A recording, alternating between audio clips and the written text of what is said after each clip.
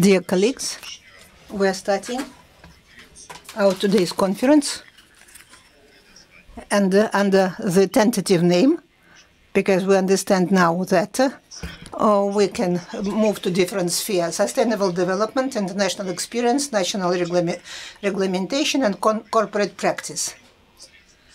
And we'll try to move along these three spheres. What is happening in the world, what is done in Russia at the regional and municipal level, and see how it is translated into Russian and foreign companies in Russia. Now we have three speakers present. Anatoly Borisovich Chubais, Special Representative of the President for Contacts with International Organizations; Dmitry Gorshkov, Director of the World Fund in Russia; Mr. Seligmann, Country Director for the Russian Federation; and the conference will be opened by Anatoly Turkunov, the MGIMO Rector and Academician of the Russian Academy of Sciences. Dear colleagues, first of all, I would like to express gratitude. Yes, because you found time to come here on Friday morning for this meeting. This is an early meeting, because for us it is of fundamental importance. We have started recently to start dealing with these spheres, not only in the public organizations, first of all, the UN Association, which is based, the headquarters of which are here in MGIMO, and we have very close contacts with this association, with the office, with the UN office here in Moscow, and the headquarters with the UN, and in the sphere, in the field of sustainable development. And civic society is involved in this activity, and this is also the subject in our contacts with international organizations. We have come to the conclusion that it's important to institutionalize this work at our university. Specifically, so we created a Center for Sustainable Development at the university. Now we are crafting the master's program on this subject. And our today's conference, to a great degree, will be devoted, can be described as an inauguration process for the new direction of research at the university in the field of sustainable development. It's obvious that the agenda in the world, the legal discussions, touched upon these issues. So the term itself, sustainable development, and various connotations in the international discourse emerged in the 1970s. But various aspects were brought together, and this phenomenon turned into an element of multilateral relations and national economic agenda, and all this happened in the recent decade. The agenda in this field till 2130 was adopted in September of 2015 by by the UN member states, and this document contains 17 development goals aimed at the best use of using limited resources and environment-friendly technologies, preserving the biological diversity, stability of cultural systems, and the countries which assumed these responsibilities on their own craft their own strategies, plans for sustainable development, and implement them. The purpose of the sustainable development is translated into the policies of current states. Russia is not an exception, and we include purposes or goals of sustainable development and various indicators which reflect progress in this field, and all this is included into a comprehensive system of statistical study. The system is now in the process of emerging. In July of 2020, Russia for the first time described its progress in this field at the political forum, UN Forum, and that was the report of the national survey created by the Analytical Center with the Russian government. Russia is already showing progress in this field, in the field of sustainable development, implementation of its agenda, and the UN agenda till 2030. We from the 55th place in the index, so we increased our progress, especially in such fields as elimination of poverty, improving quality of education, decent jobs, economic growth.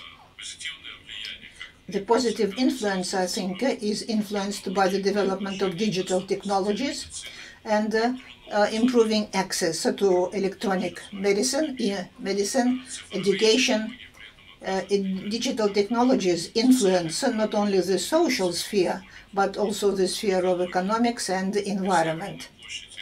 Because of our vast territory and unequal distribution of the population, it's important to develop the infrastructure, which is a system-forming element for developing other spheres of economic activity.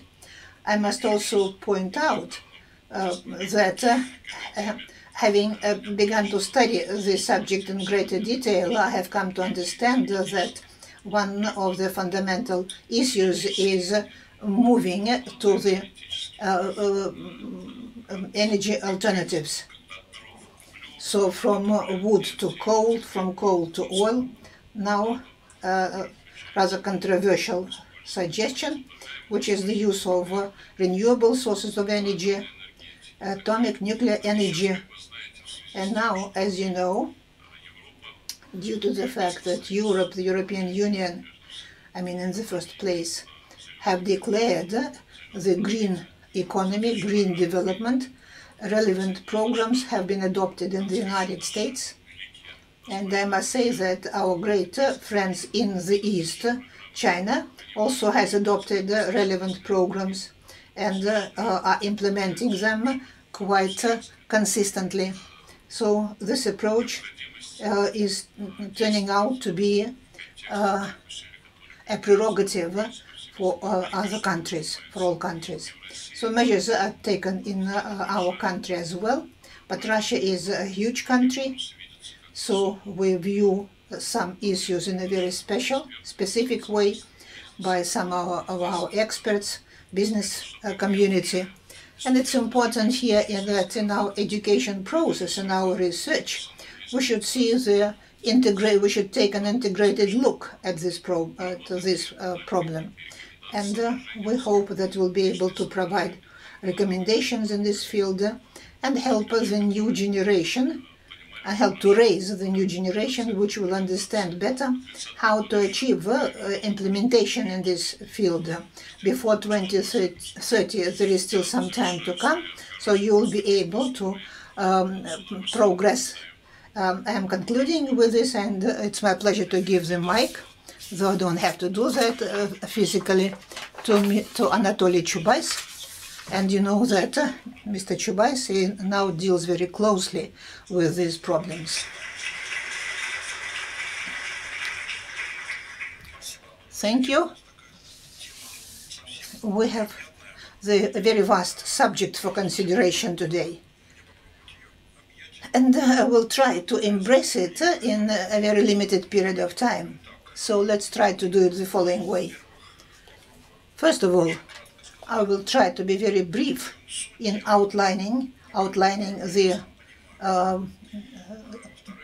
the subject of this process. Then very briefly describe the sustainable development concept for the business community, then what it means for our country, and number 4, what it means for an individual.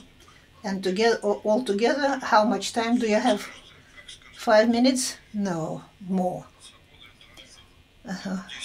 Okay, 10 minutes. I will try, yes, to use only 10 minutes. Mr. Turkunov said that the subject emerged in the 1970s. This is absolutely correct. It happened, I was a young postgraduate student in those days, and remember how I got hold of a book entitled Human Quality.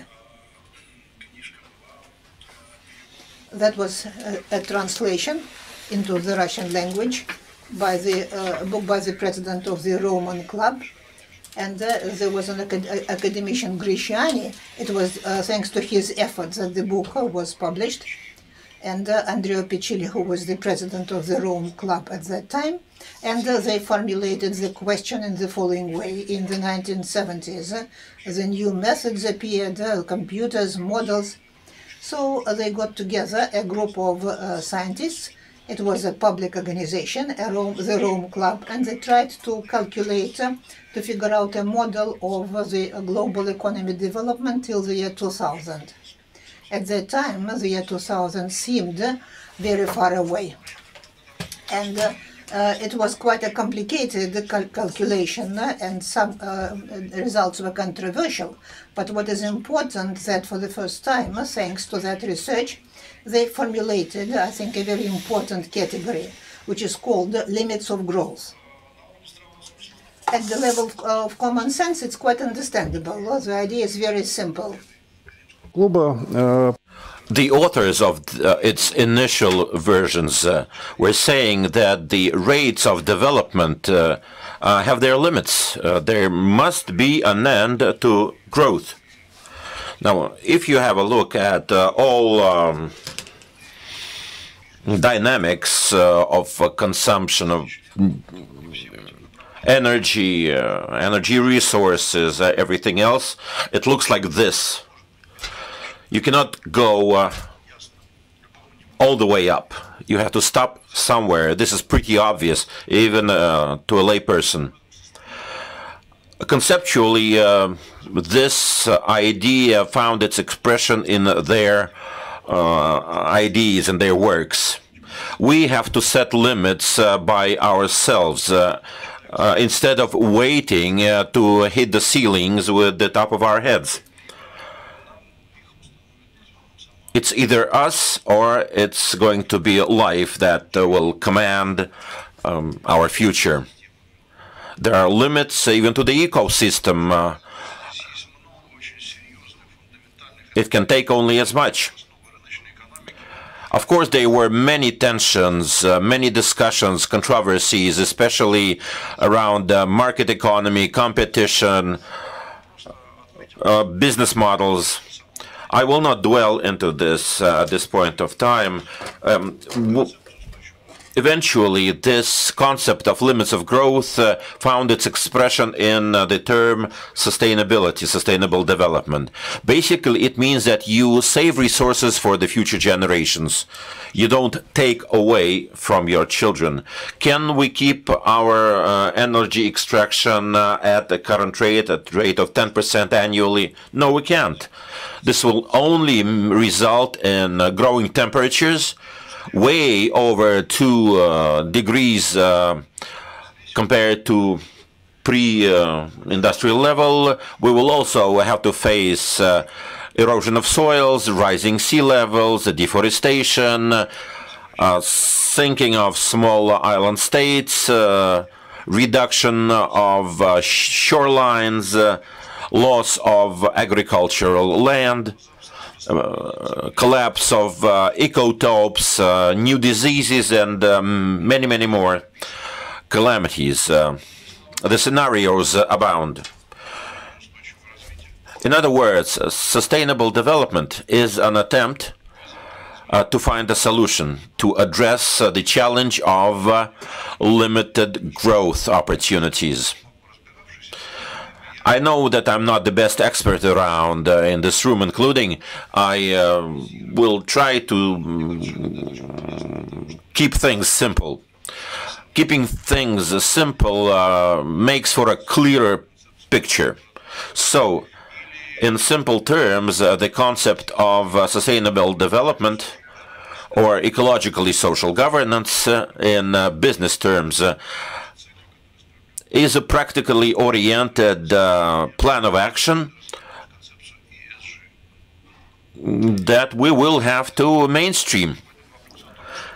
And if that is so, what are the implications for business, for industries?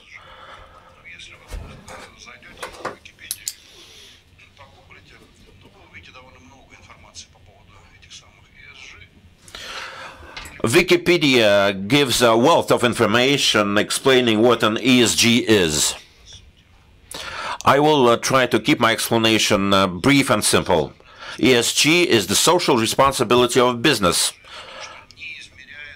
ESG is something that does not lend itself to measurement in dollars or currencies or whatever else. Business has for decades lived on a matrix of profits, growth, making annual reports, public accountability. Every year, at the end of the year, every corporation publishes a financial report with margins, with profits, and anything else. This is the basis for rating corporations by Moody's and other rating agencies. Basically, this is financially driven rating. So the whole economy was linchpinned on financial matrices, financial indicators, and annual reports. All raison d'etre of making business turned around and was built around financial reporting. But here comes sustainable development. It has nothing to do with financial reporting. It is a general picture, a general landscape with you in the center. What is your ramifications into the social fabric of local communities? What is your footprint in nature? This includes good governance, fighting corruption, promoting diversity and gender equality. So try to put it in reporting terms, and then you will look good. Today we are going through building of a legal and accountability frameworks. It's a whole universe of reporting and indexes, but the idea is simple behind it. Environmental reporting should be very close to financial reporting, but we should go beyond that. We are very close to a point in time when the importance of non-financial reporting will exceed the importance of financial indicators.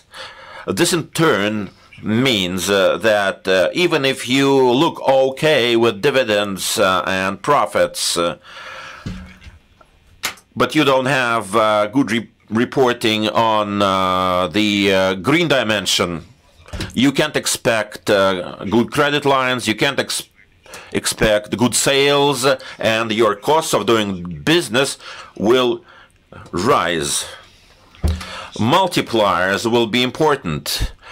Green multipliers are very different from multipliers in the financial area.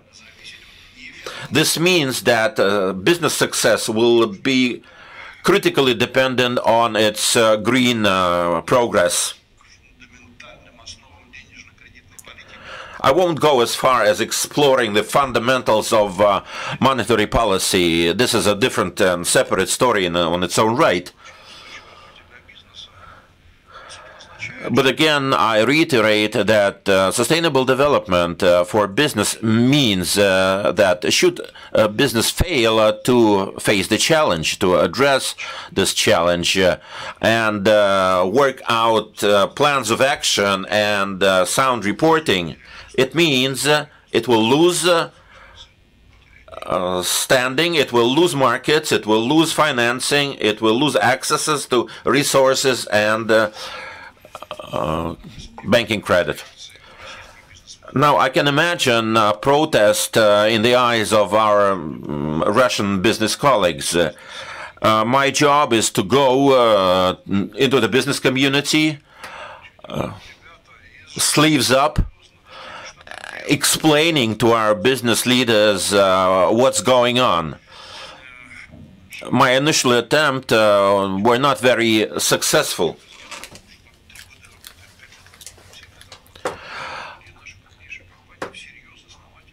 Many of our leading industrial companies welcome this initiative. They said that we have been looking for this day for many years. But on the other hand, there's a large group of industrialists that say we don't want to hear anything about this. So I have to work in this split environment. I have to look forward and I have to provide an answer. What is going to be with the Russian business come 5 years?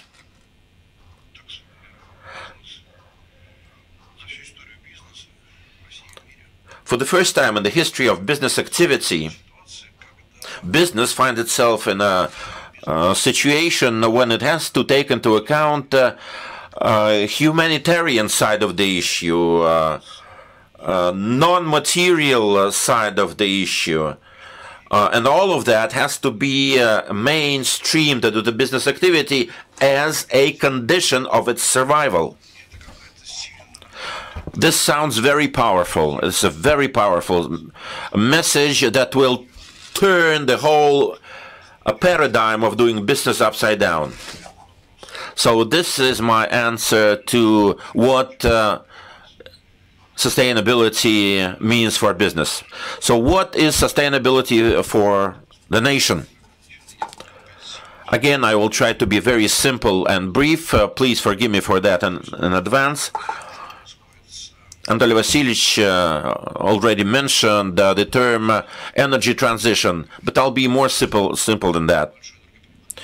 Energy transition, which is a term we can hear from every corner, which underpins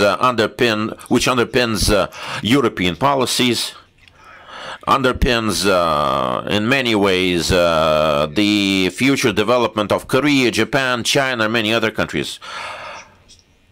In essence, it's very simple. Rejection of carbon. We should shed carbon. Why carbon? Because carbon, if my chemistry is right, it's the formula is CH. It gives energy when burned in the presence of oxygen. We get CO2 in the end, besides energy, of course. So that's the end of the story. That's the essence of things. CO2 is the gas that causes global warming. Of course, less carbon you use, the more effective your industrial process is, but still you will emit CO2. CO2 is not the only nasty emission. There are other nasty emissions. CO2 is not just another harmful effect. It is the linchpin of the whole ideology. We have to stop it there. The buck stops in CO2. Fossil fuel-based energy is burning CH and producing CO2. We're not going to do this. We will find another solution. What solution? Hydrogen solution.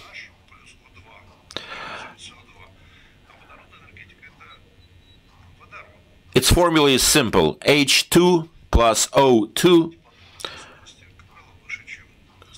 We get energy and water. All end products are there except CO2. We get H2O. Simple water.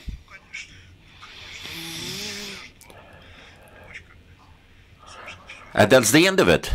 And this is the essence of the whole concept. Instead of nasty CO2, we will get beneficial, benign emission of water, distilled water. Yesterday I was strolling in downtown Moscow, Narbatsky, And there was, I visited the showroom with a display of the first hydrogen-driven vehicle. The only emission is pure and simple water. So this is the essence of the new energy transition, the huge energy transition that has been now mainstreamed by Europe, US, and other countries. Now we move to Russia. What does this mean for Russia? Energy sector is 20% of GDP, 70% of budget, and 80% of exports, 60% of exports.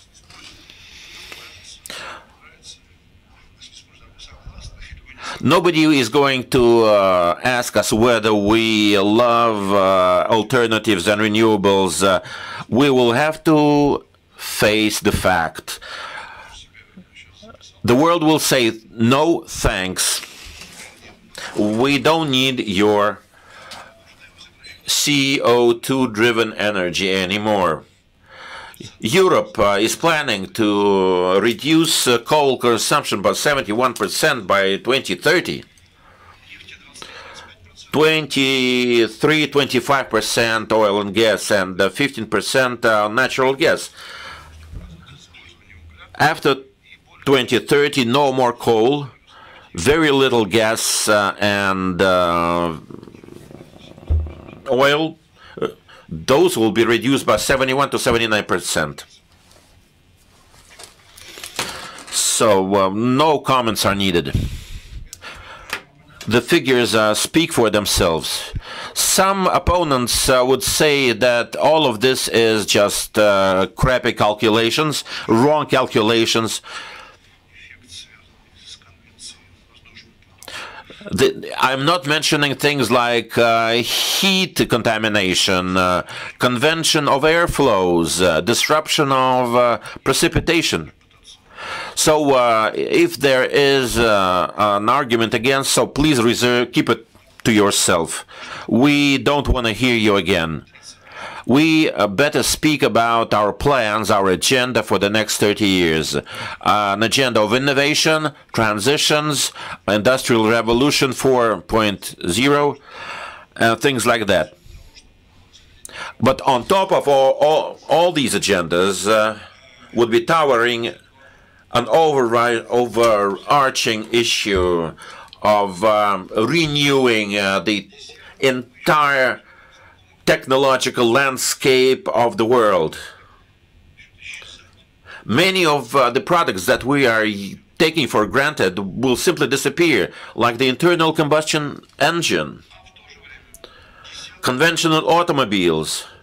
On the other hand, things that we cannot even imagine will be realized, will intervene in our lives. And all of those things and technologies will be green. There must be green. What is our course of action? What would be our practical policy? Should we sit and wait for things to take care of themselves?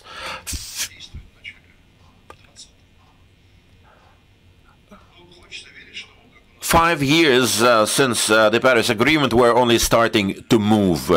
I hope things will move faster than they do now.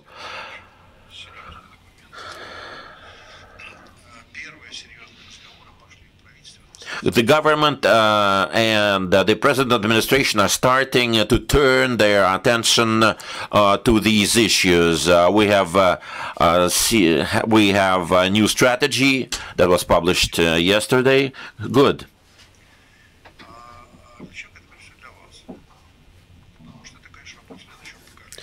I believe that this is a challenge to be addressed by the young generation. Again, returning to my final point, sustainable development is a type of development that won't rob future generations of resources. So we're not taking what is rightfully yours.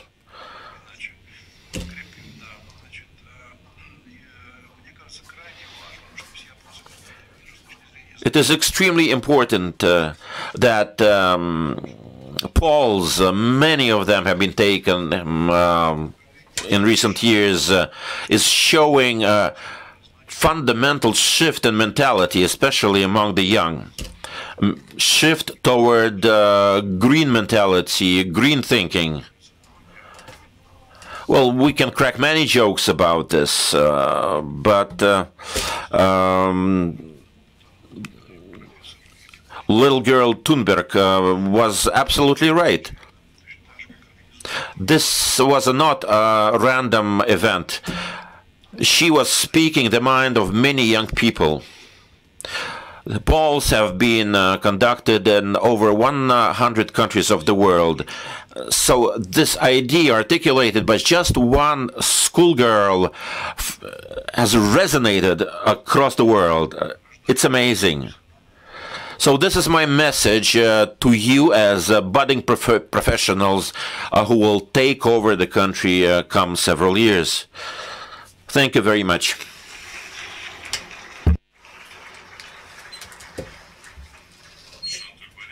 Thank you. It was a brief but very comprehensive statement and with many problems raised. And you referred to the fact that young people are concerned more with the problems of climate change, and this is true.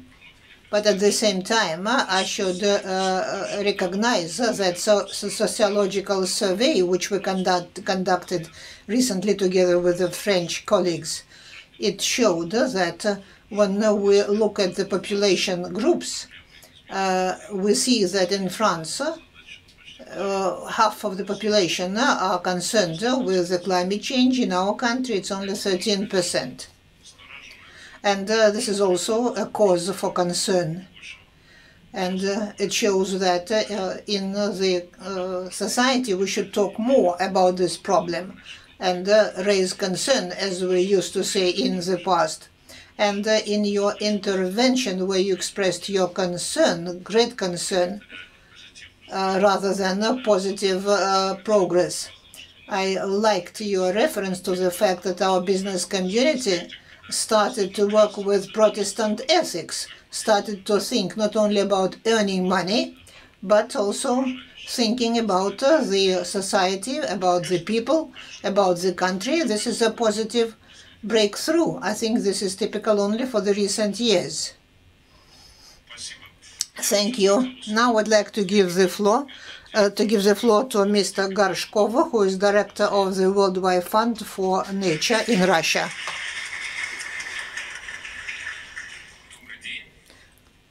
Good morning. Thank you for the invitation to this event for several reasons. First of all, the subject is interesting and very relevant, and another reason is MGIMO and the Worldwide Fund, they have something in common, because your students come for their internship to our fund, and my elder child is a first-year student at the MGIMO University. That's why it's double pleasure for me. Now, a few words about the organization. The Worldwide Fund for Nature is a major country with offices in over 100 countries. For Russia, it's also a large environment organization, and we have been working here for over 25 years. It's a national organization. And the first projects, as you understand, were connected with Red Book, species, national reserves, and other specially protected areas. And such goals as Goal 14, this is preserving and rational use of the ecosystems, seas and oceans. And number 15 is preserving stable use of land ecosystems and preserving biodiversity. These goals are very close to the work of our organization. And these two goals are intertwined with many others, like clean water, fighting the climate change, fighting hunger. All this depends on biodiversity. It's not often that we start thinking about services and benefits which nature supplies to us. We think it comes as a matter of fact. But according to some estimates, nature provides humanity to the tune of $135 trillion. This is a purification of air, regulating climate, fertility of land, clean water, This is food, this is materials for construction, aesthetical and spiritual components. All these are provided by nature. Unfortunately, we do not always appreciate it, especially in Russia, because of our vast territory, because of some of the wild nature preserves. We are not always able to appreciate what we have. And we enjoy biodiversity. Some people think it's a tiger and white bear. That's not the only elements. Biological diversity is a diversity at all levels. Genetic diversity, diversity of species, diversity of ecosystems. And together, this is our guarantee, our insurance, and helps humanity to survive, to exist, to develop.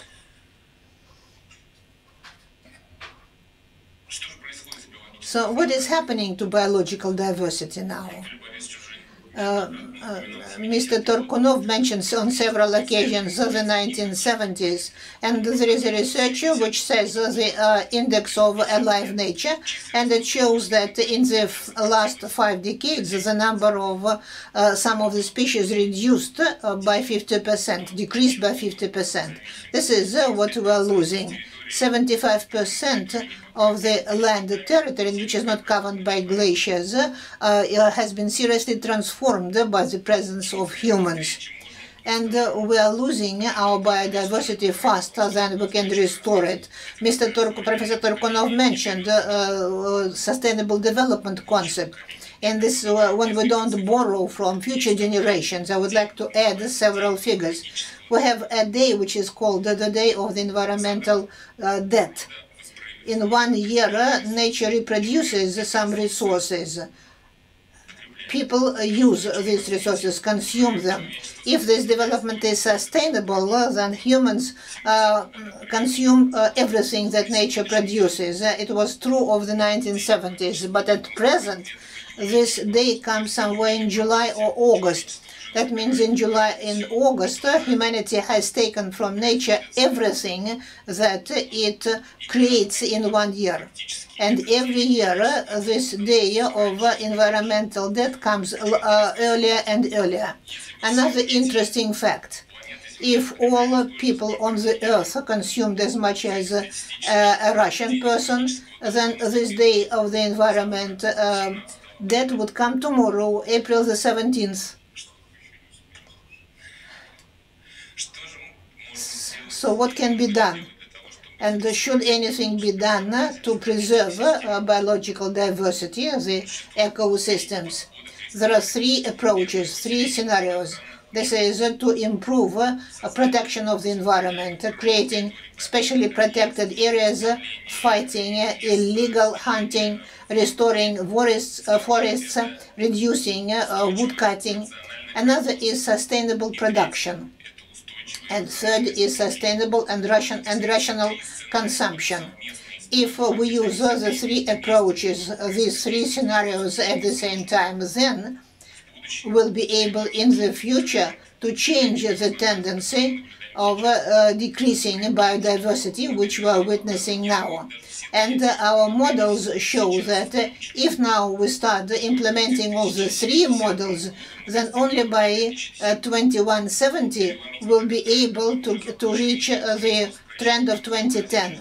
Changing this, fighting this trend, this tendency is very difficult. For me, as the head of the Wild Fund in Russia, I am all in favor of the nature protection measures, and I worked for 20 years in natural reserves in Russia, therefore it's close to my heart. And I think that much can be done in the field of environment protection. And what's the global trend nowadays? If we look at the goals in the Sustainable Development Goals, then we can see that for the territory, these goals have been elaborated till 2020.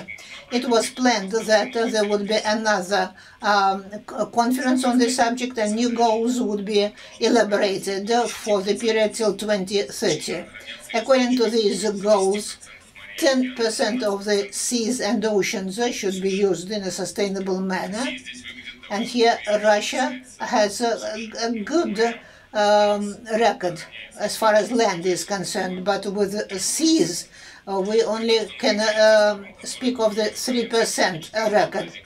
And at the conference which will be held in China this autumn, new goals will be elaborated, and this will be 30% by the year 2030. And we have only reached 3% at the moment. Some people can say, and do say, that the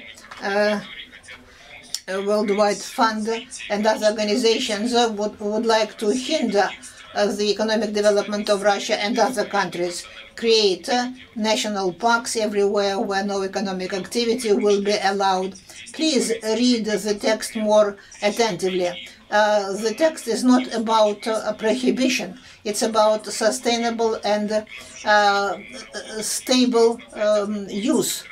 And you can read all this information on our site, how these areas should be crafted, should be created both on land and in the seas. And there are some models, some simulations already, which can help to have spatial planning. There is a model like this for the Pechora Sea, where we know what should be protected. We know the main infrastructure. And this ideology in the work with the partners is very important. We can always find a plan which will be to the mutual satisfaction of the parties concerned. And even in my experience, I can say that in the past decades, the trend has changed, not only for the business community, which is now more environment friendly, but for the ecologists as well. In the past, they resorted to prohibition. Nowadays, human being is the center of activity, and it's people who formulate ideas for nature preservation and rational and sustainable development of nature. In the past, in the future, only if there is openness for discussion, we can reach some of the goals. Thank you.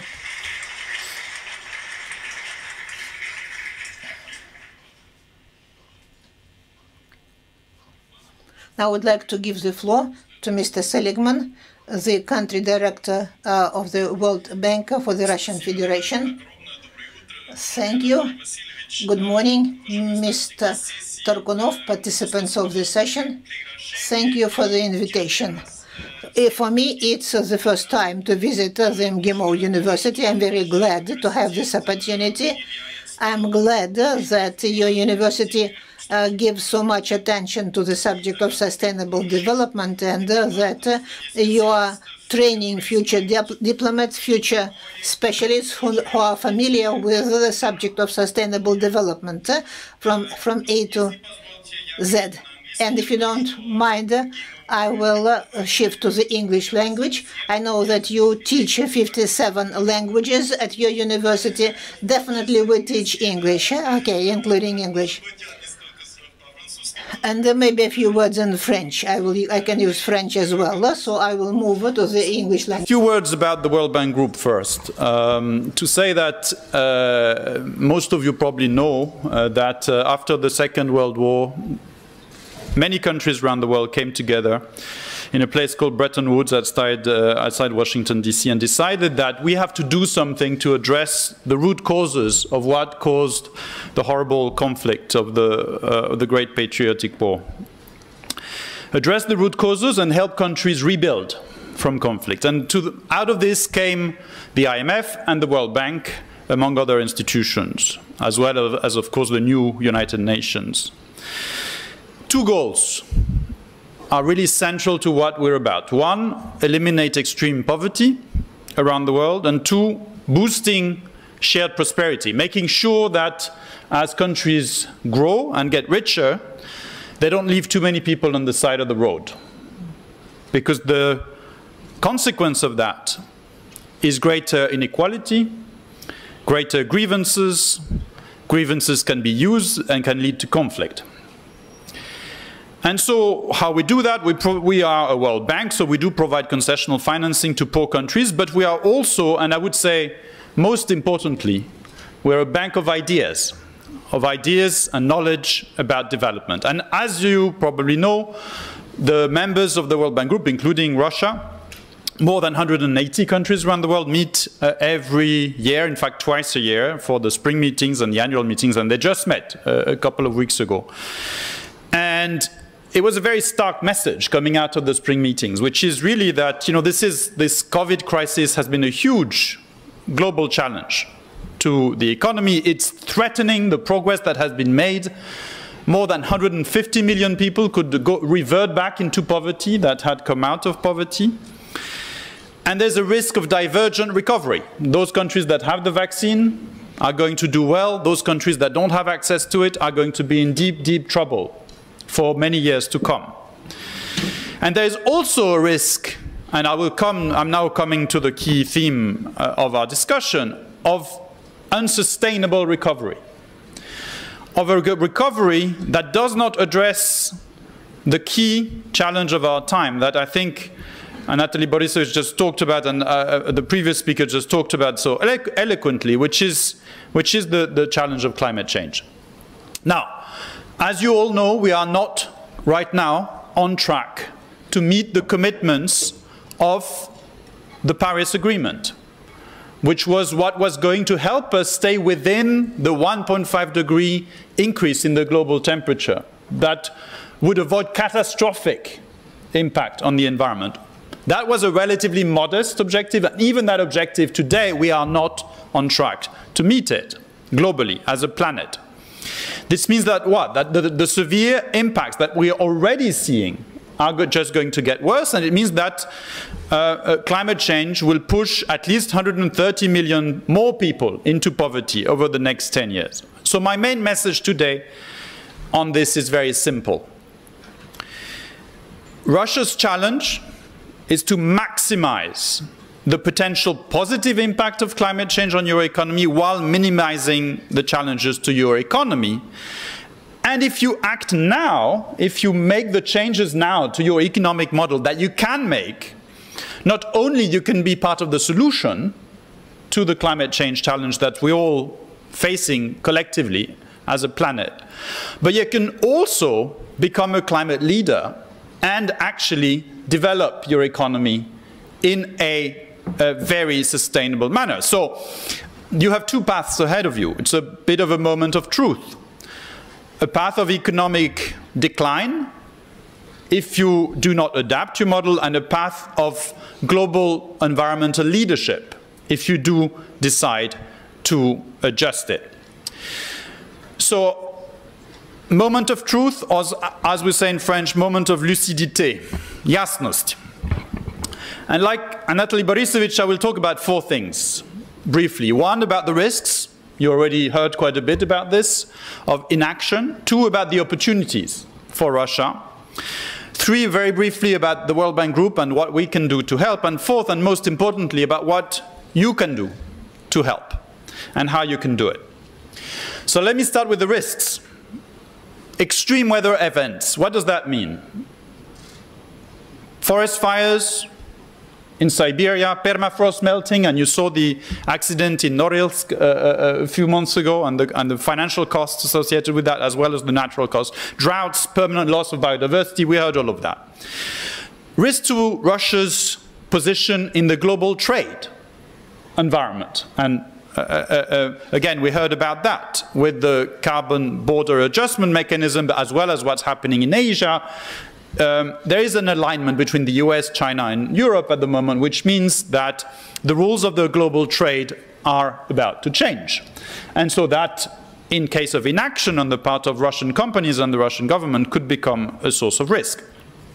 Even more fundamentally, we did a study a few years ago about Russia's wealth. What is Russia's wealth? How does it compare to OECD countries? Of course, it's increased quite a lot over the past 20 years. It's still, of course, less than a number of OECD countries. But if you look at the composition of Russia's balance sheet, right, your wealth, and you look and you compare it with OECD countries, actually, in terms of your physical capital, you know, the roads, the airports, etc., is pretty similar. 33%, a third for Russia, 28% for OECD countries. Not so different.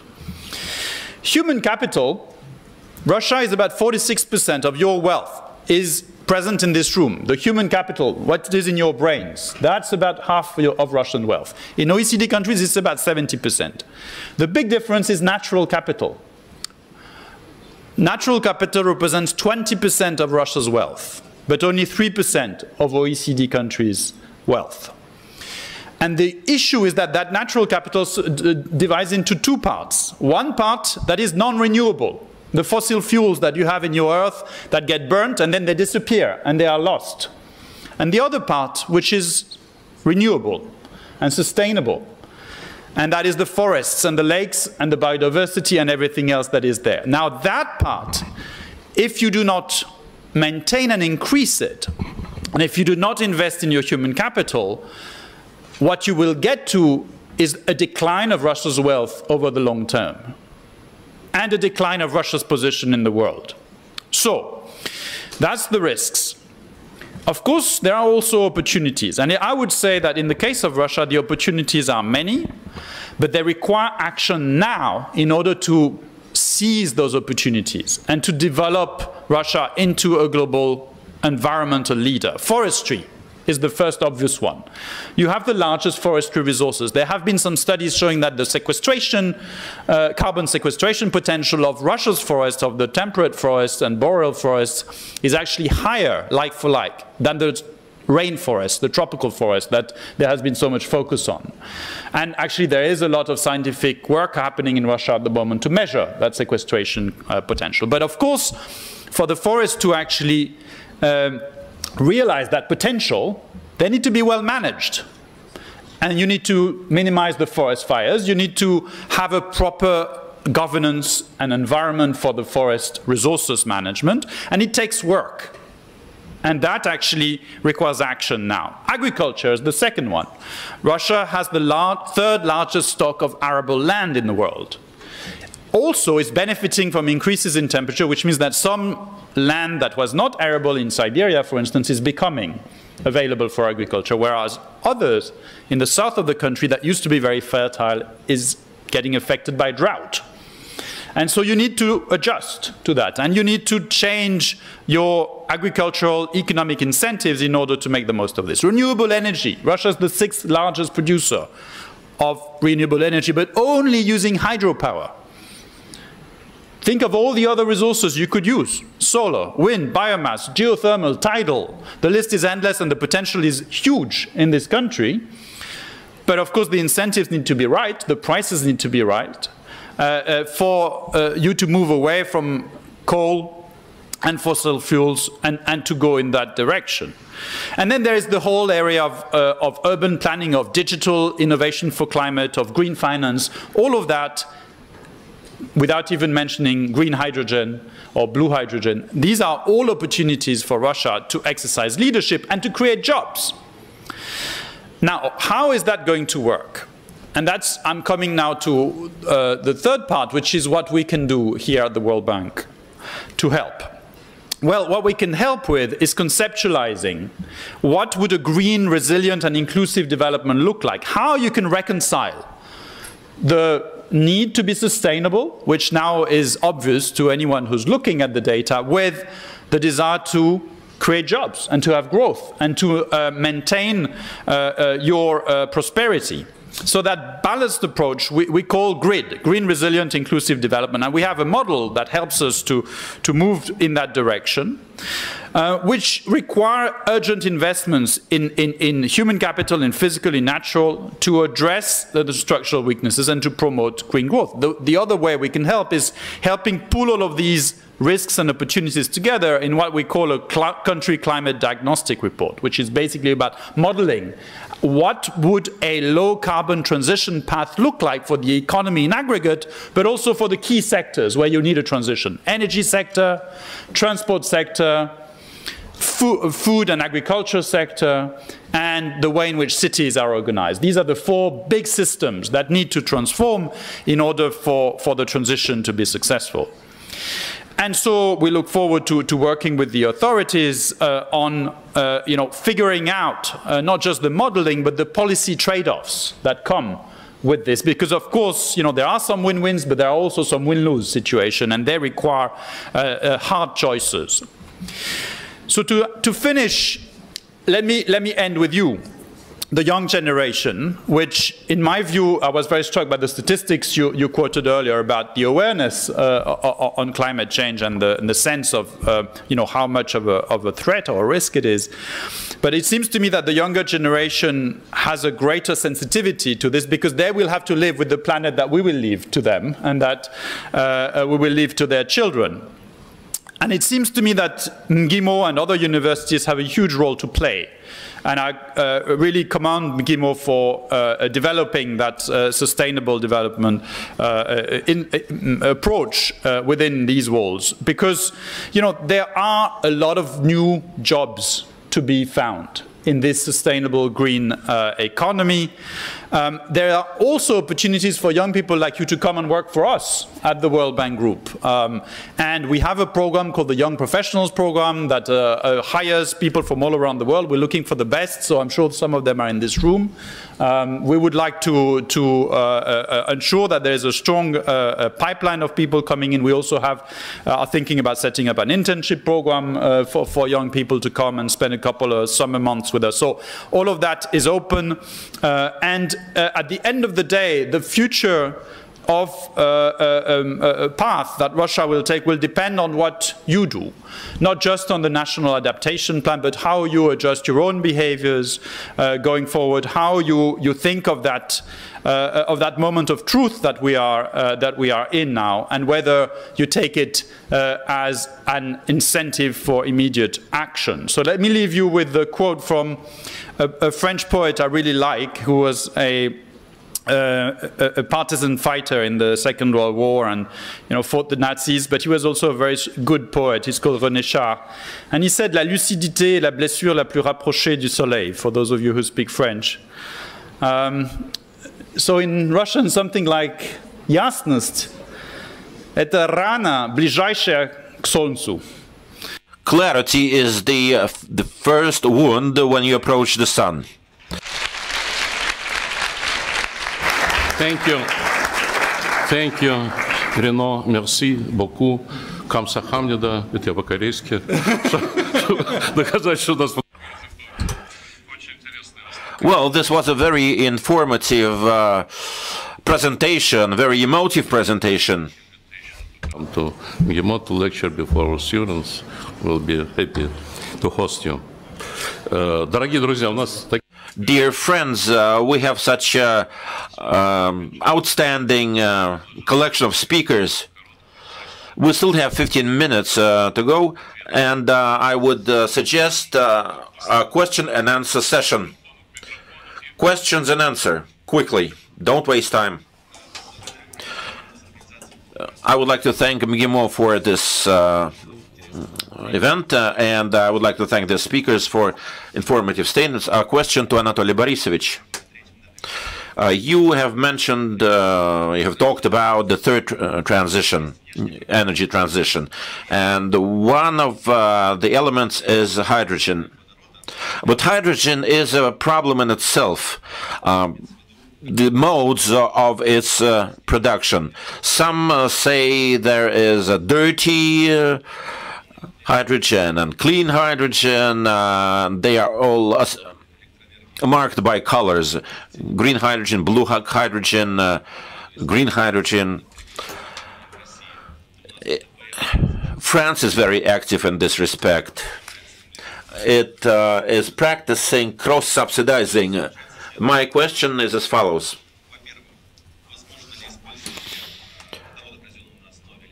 Is there a possibility of saying that hydrogen produced by electricity is clean?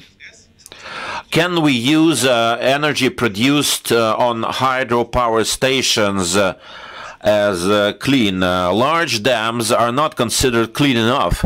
Only small-scale dams are considered environmentally friendly. So this is a problem. So my answer will be as follows. It is quite obvious that hydrogen is the way of the future. It's a huge market, huge market with so many ramifications into technologies. The methods of producing hydrogen, of course, bumps into emissions of CO2, especially through the method of methane thermal conversion. CO2 is the end product. It can be pumped into the ground, into deep layers. I believe that with the time, the pricing policy and the market will take care of this. The less costs, the better the price is.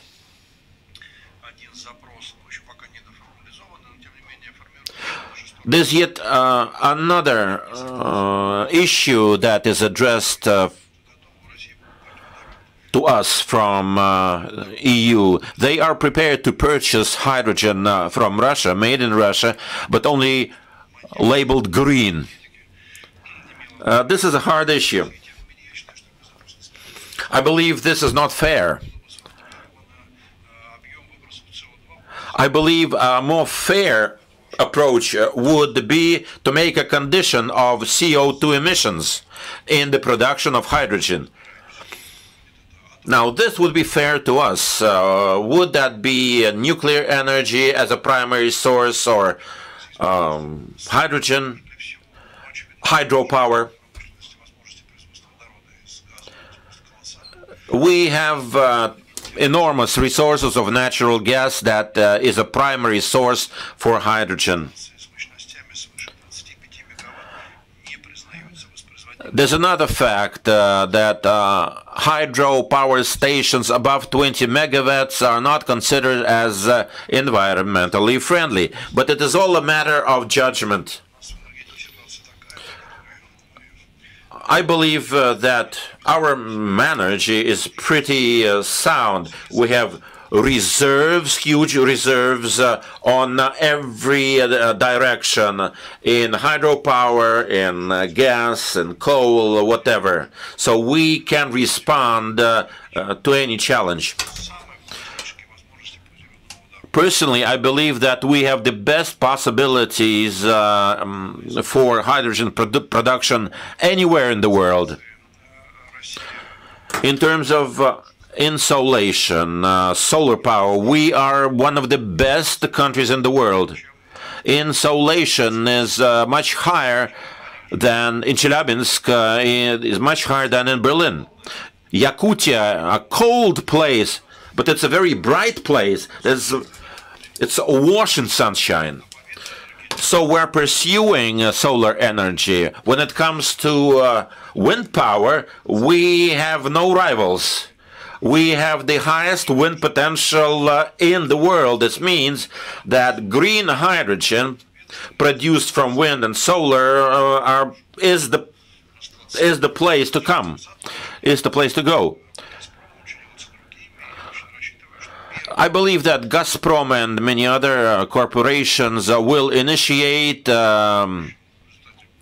startup projects for green hydrogen. I think one of those projects is underway, is in the pipeline in Murmansk. It will be based on energy produced by Kolskaya nuclear power stations.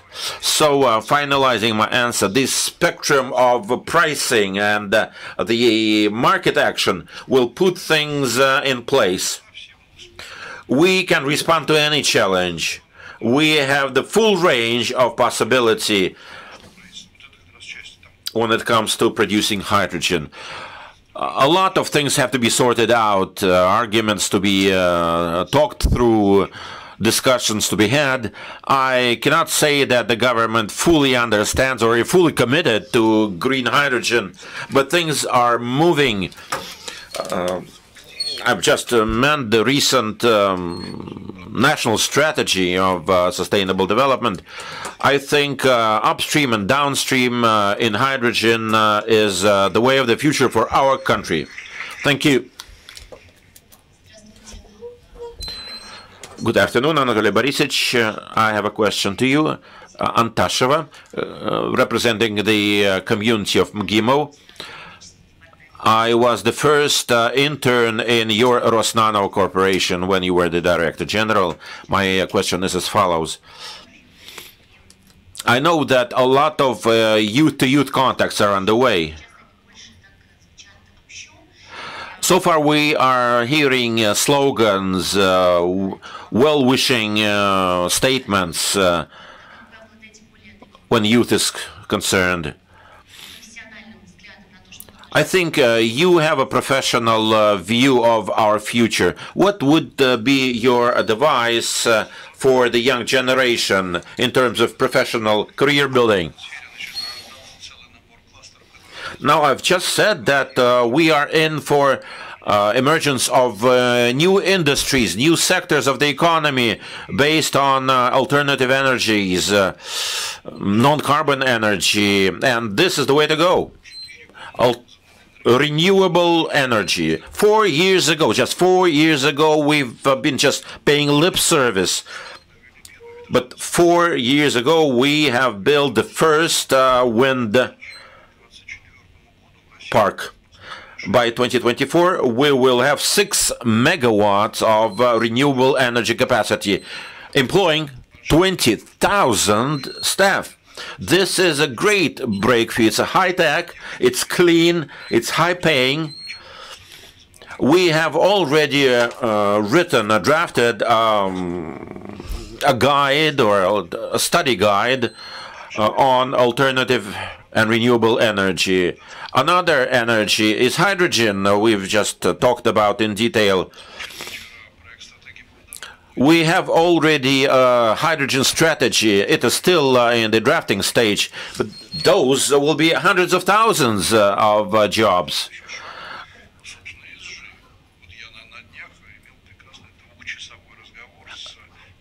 Another example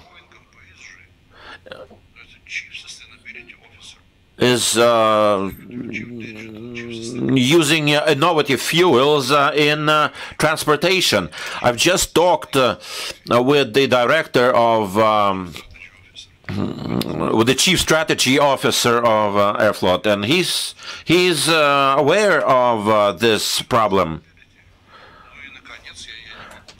He is pursuing ESG strategies in his corporation. Look at what's going on in the world at international diplomacy. Mr. Kerry is a special representative of the Biden administration for climate. This bespeaks of a very high status of this issue in the American administration. So the signs are everywhere. The job market in this area is growing by the day. Thank you. Good day. Valentina, the Faculty of Applied Economic Solutions. Nikolai, Alexander Vasilyevich, a question to you.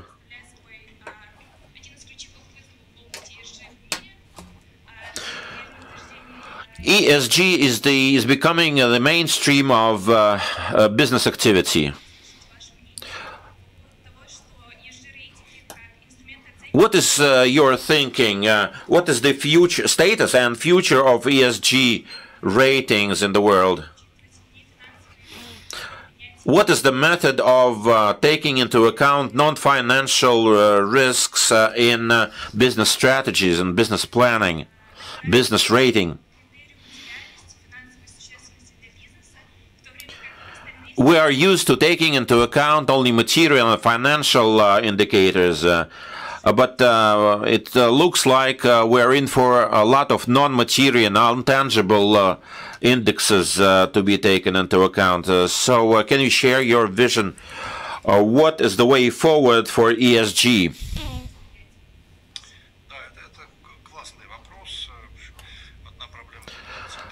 Well, this is a very good question. I will try to be brief and comprehensible. Now, look, you are completely right when you say that ESG ratings are growing as a practice by the day. Remember, I said that ESG ratings must be close to financial reporting. I hope that in the future some kind of a combined, integrated rating or indicator that will determine the status of the company. Green ratings may be used or easily, rather, abused as greenwashing. Now, this is a very difficult issue. I really don't know what to say in response to your answer, to your question, sorry.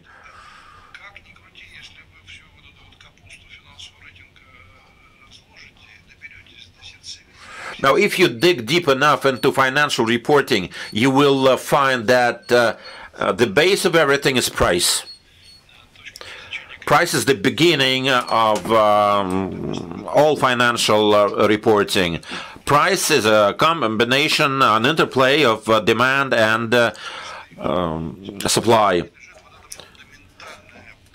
It is something fundamental. This fundamental opposition between the consumer and the producer is the driver of the economy. Their interaction, their tension gives us the price.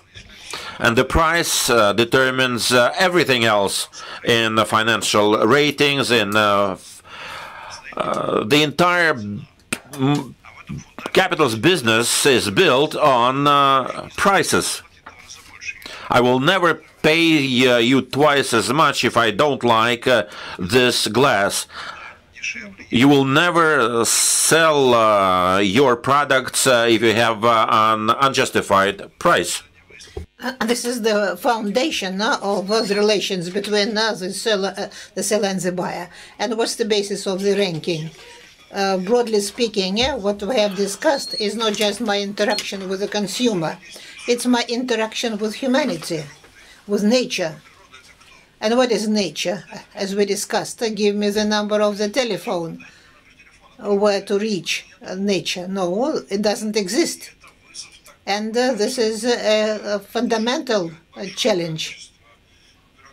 Lots of people, various survey representatives approach you and say that, yes, we'll now figure it out and give you 10% of the price decrease. So the basis of the challenge that you have referred to is very profound and very serious. And there is a great danger that all of this story will be will become part of bureaucracy, civil service discussions, and so on. There is a serious danger here. Therefore, to be quite honest with you, I don't know how to overcome it. The left forces have a very good answer, good response. So there should be a state planning ministry, take everything from the rich people, give to the poor, not only to people but countries. So redistribute, limit, establish, command. That's the response of the left forces. And as a right-wing representative, as a liberal, I must admit that the global liberal mentality or thought at the moment does not have an answer to this challenge. For the left-wing forces, everything is clear. We know how to solve all the problems with the help of state planning. That's the response of the left-wing forces. I don't quite like it. I see great deficiency in it, but unfortunately I cannot provide you with an answer on the behalf of the right-wing forces. Good afternoon. Konstantin Minshov, a student of the 4th year, the Department of Environment of the MGIMO University. I am graduating this year, and at the same time I am involved in the research activity in the field of financing for the projects by supervising the quality, whether the projects are in keeping with the requirements of the international financial organizations. And this instrument has been used in order to test the projects for environmental sustainability. A question is to Professor Torkunova: how well is this instrument used in the Russian business community? And a question to Mr. Seligmann: whether this instrument is popular in the world, and what is required by the companies in the field of consulting services for the companies to correspond to these requirements. There are many standards in this field, and all of these environmental issues are reflected in these standards to make sure that the projects... Why should I answer all the questions? Let Renaud answer this question. That's true. It's not an easy question, but I'll do my best. Of those standards and how they apply across the world, particularly in the private sector, I would very much second what Anatoly Borisovich just said, in that there is a bit of a mess going on right now, in that there is a much greater recognition in the private sector that its shareholders and stakeholders are demanding much greater compliance with environmental and social standards. You've seen examples in Russia, but we've seen examples also in Australia recently. I don't know if you followed, but in Australia there was a major mining company that destroyed some Aboriginal grounds. I mean, the boss of the company got fired, right? I mean, it got very serious. So there is a movement towards increasing that level of compliance. At the same time, there is some limited consensus that is emerging on the ways in which that should be reflected in the financial statements of companies and in their annual reports, and that's called integrated reporting. And there's a lot of work that is happening out of South Africa and other places on integrated reporting, where there are emerging standards about how to follow not just environmental but also social standards, and how to report on them in material ways. But you know, it's still very much in its infancy, and IFAC is working on this, the International Federation of Accountants. For the public sector, there is also some work happening within the context of IPSAS, the International Public Sector Accounting Standards. They are trying to basically get onto that carriage. But it's an emerging consensus. It's not yet entirely clear, you know, how that translates onto the ground in terms of practices, both in terms of how companies behave, but also how they report on their behavior and their degree of compliance. So I think this is an area where there is a need for greater international standard making and standard setting. So that both in the private and in the public sector, you converge towards a set of agreed standards that then allow the auditors to do what they're good at, which is to compare the deviation between the standards and the practice on the ground.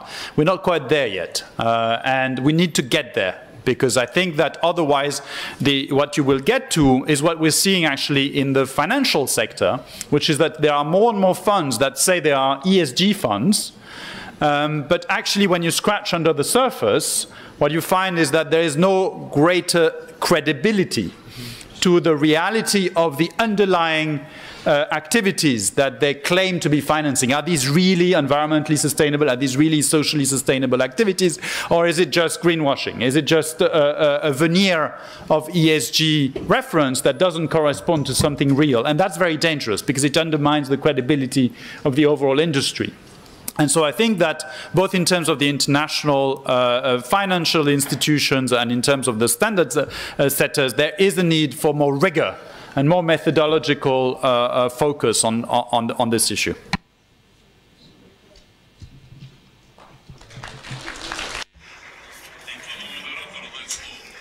Well, time for the moderator to get the floor, because we have a timetable. We know who is the main moderator. We know who is the head of the party. So we are coming to the end of the first session. Great gratitude to the speakers, to our main chief moderator.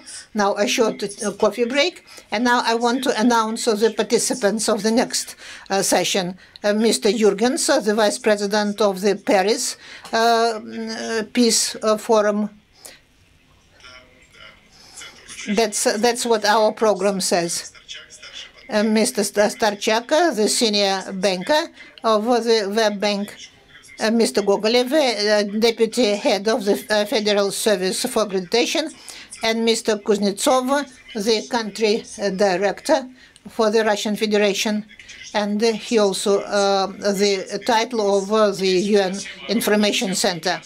And now we have a coffee break. So we return in 10 minutes. We resume our work in 10 minutes. The coffee is served outside, in the hall outside. Renaud, спасибо. Очень интересно было.